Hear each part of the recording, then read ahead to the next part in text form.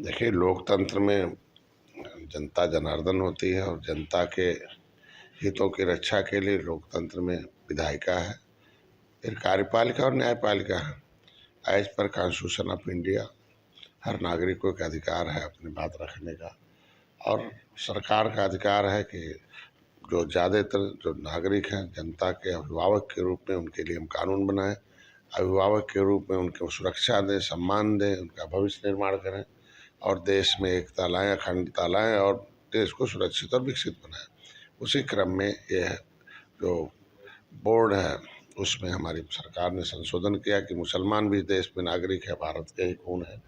उनमें भी गरीबी लाचारी बहुत है। सच्चर कमेटी का रिपोर्ट के अनुसार पिछली सरकारों ने ऐसा नीति और नियत रखी कि बेचारे वोट देते रहे और वो मुसलमान और गरीब होते रहे, दलितों से भी ज़्यादा दलदल में चले गए। तो ऐसे में उन गरीबों को भी इस वक्फ बोर्ड के अधिनियम के अनुसार उन गरीबों को भी हक हिस्सा मिले, उनके भी बच्चे शिक्षा जो है डॉक्टर इंजीनियर बने, उन्हें भी विकास की मुख्यधारा मिलाए। ये हमारी सरकार की प्राथमिकता थी कि वो भी वोट डालते हैं, वो भी ये देश के नागरिक हैं, धर्म से मतलब ही नहीं है। धर्म तो सभी लोगों को अपना स्वतंत्रता देता है, लेकिन राजनीति अलग में पड़ा है। तो ऐसे में आज के दिन में जो भी सुप्रीम कोर्ट का फैसला हुआ हम लोग उसका स्वागत करते हैं और हमको लगता है कि सभी को स्वागत करना चाहिए। प्रधानमंत्री आज बिहार जा रहे हैं, छत्तीसगढ़ प्रमुख परियोजनाओं का अवलोकन करेंगे, कैसे देखते हैं इसको? देखिए, बिहार में भी बाहर आए, आपने देखा होगा कोरोना में कि उत्तर प्रदेश और बिहार मध्य प्रदेश के लोग किस तरीके से पलायन हुए थे, किस तरीके से रोजी रोटी के लिए बॉम्बे, गुजरात, दिल्ली, अहमदाबाद, दूसरे प्रदेशों में। अरे ये भी तो प्रदेश है जहाँ राजेंद्र प्रसाद पैदा हुए, जहाँ से ढेर सारे लोग, जहाँ गौतम बुद्ध गया रहा हो, जहाँ इस तरीके से महापुरुष पैदा हुए। और क्या हो गया 70 साल से कि बिहार के लोगों को बाहर जाना पड़ा। हमारी सरकार की प्राथमिकता है कि भारत सशक्त भारत, विकसित भारत और आत्मनिर्भर भारत में राज्य सरकार भी विकसित हो, राज्य सरकार भी आत्मनिर्भर हो, सशक्त हो। इस क्रम में मोदी जी बिना भेदभाव के सभी राज्यों को एक उनकी एक पहचान, उनके अंदर विकास, उनके अंदर विकास की मुख्यधारा हम लोग आए, उसके लिए काम है। यही तो मोदी है तो मुमकिन है। सबका साथ, सबका विकास, सबका विश्वास, सबका प्रयास। इस क्रम में मोदी जी हर राज्यों में जा रहे हैं और हमको लगता है कि उन्हें हम धन्यवाद, बधाई देते हैं और बिहारियों को उसका स्वागत करना चाहिए और अधिक से अधिक मोदी जी की बात को सुनकर उनके समर्थन करके और केंद्र और राज्य के बीच सामंजस्य स्थापित कर अगले चुनाव में फिर से एनडीए को लाएं, विजयी बनाएं, अपना भविष्य बनाएं। प्रधानमंत्री के बिहार दौरे को लेकर तेजस्वी यादव ने कहा है कि प्रधानमंत्री बिहार आ रहे हैं और जुमलों की बारिश करेंगे। देखिए, विपक्ष जनता जनार्दन होती है, रसगुल्ले में रस जनता डालती है और जनता ने विपक्ष के रसगुल्ले से रस निकाल लिया है। अब जब जिस रसगुल्ले में रस नहीं रहेगा उनकी आवाज़ कैसी होगी? विपक्ष के बाद बयानबाजी के अलावा बचा क्या है? ये लोग अगर 70 साल से 30 साल से 20 साल राज रहा है उनका, 20 साल में कई बार मुख्यमंत्री रहे हैं, तो अगर वो बिहार के लिए कुछ किए ही होते तो शायद बिहार की जनता उन्हें सत्ता से दूर नहीं करती।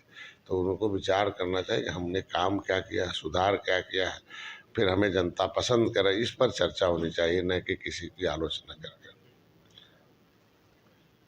प्रधानमंत्री ने असम में कहा है कि मैं शिव भक्त हूँ, जहर पी लूँगा।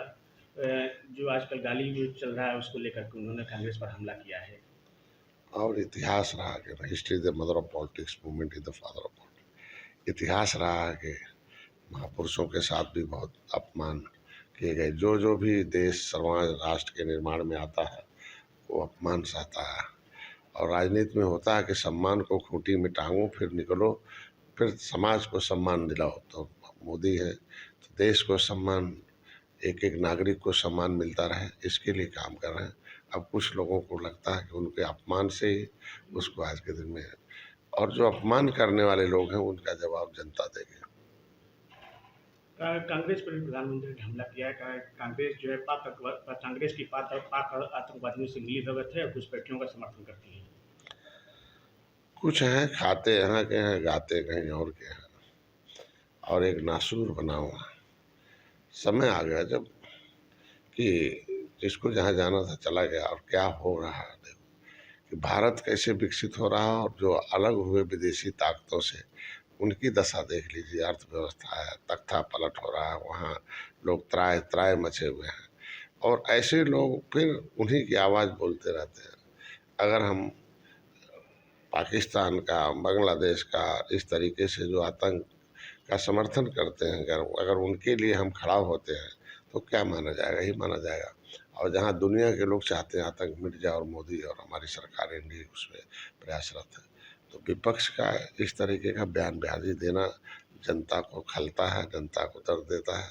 इसलिए वो अपने विपक्ष की भूमिका में रहें, देश के निर्माण में आलोचना के समालोचना करें और अपने किए गए कार्यों की जो है सराहना करें कि मैंने ये काम किया। काम करें तो अच्छा लगेगा कि आदमी को लगेगा कि नहीं, हमारे राष्ट्र में निर्माण में इनका भी योगदान है। अगर आप अपने किए गए कार्यों का बात नहीं करते हैं तो ये माना जाएगा कि राष्ट्र के निर्माण में आपकी कोई भूमिका नहीं है। और हम लोग एनडीए की ही खासियत है, मोदी योगी की, हम लोगों की, कि हमने जो काम करते हैं वो राष्ट्र के निर्माण में उसकी हम चर्चा करते हैं और ये लोग उसकी आलोचना करते हैं। इसका मतलब इनका राष्ट्र के निर्माण में कोई भूमिका नहीं है और इसीलिए सत्ता से लोग बाहर हैं। राहुल गांधी कह रहे हैं वोट चोर गति छोड़, नारा लगा रहे हैं, करीब पूरा देश अब बोल रहा है कि वोट चोर गति छोड़। ये सब वोट, ये नोट चोर और नौकरी चोर हैं, शुद्ध शब्दों में बता रहा हूँ।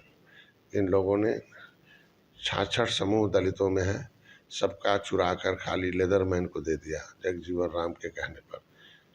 तो बाकी वो लेदरमैन तो हो गया हीरो, बाकी जीरो हो गया।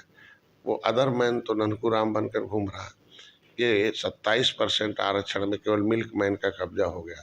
ये अदरमैन कहाँ चले गया भाई? फिशरमैन कहाँ चल गया भाई?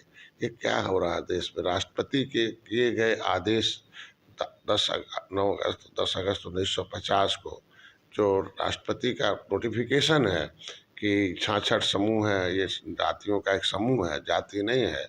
और इन जाति के समूह के अंदर आने वाली जातियां अनुसूचित जाति अत्याचार निवारण अधिनियम से सुरक्षित है। इनकी नौकरी, जमीन जायदाद और इनका हिस्सा सुरक्षित है। ये सम्मान, समृद्धि सब सुरक्षित है। तो ये सुरक्षा छीन के इनकी नौकरी कौन छीना भाई? खाली दे दिया। तो हम तो ये इसीलिए तो कहते हैं कि ये वोट और नोट और नौकरी छीनने वाले लोग हैं, इसीलिए इनको सत्ता से बाहर किया गया है।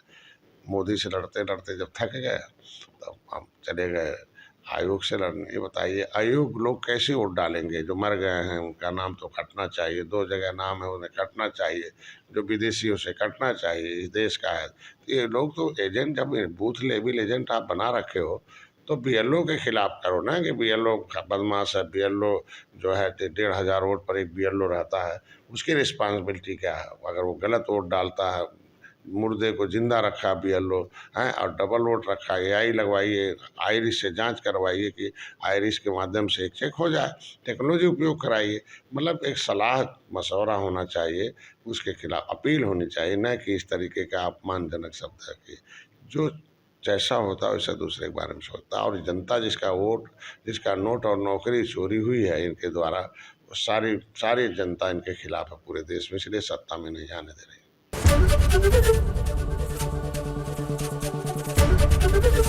एबीपी गंगा, खबर आपकी, जुबान आपकी।